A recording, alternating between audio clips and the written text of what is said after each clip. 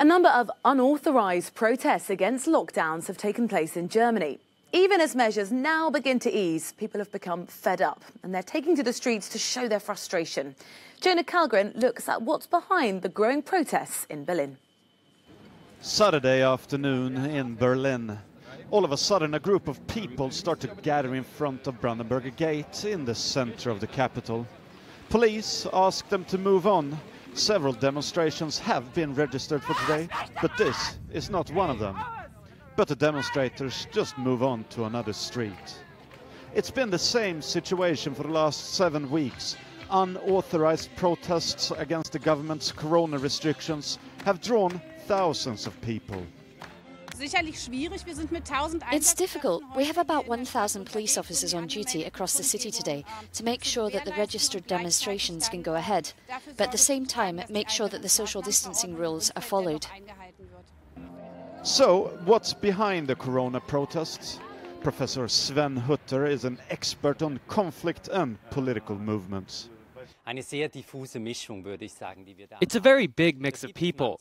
That happens sometimes to movements that are related to one specific event. Because we have this specific corona pandemic and the restrictions relating to it, you can get a lot of very different people joining up behind the movement.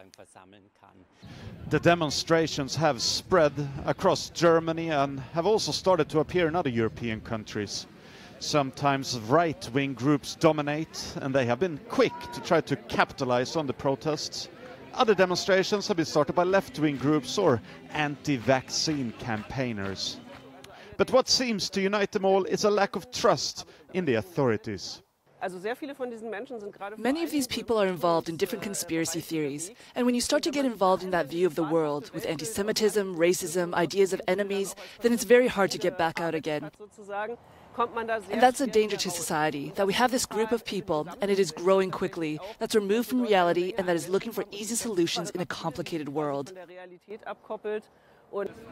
The protesters belong to a very small minority in Germany.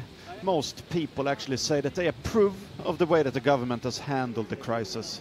And as Germany is slowly relaxing the lockdown, there are signs that the peak of the protests might have been reached.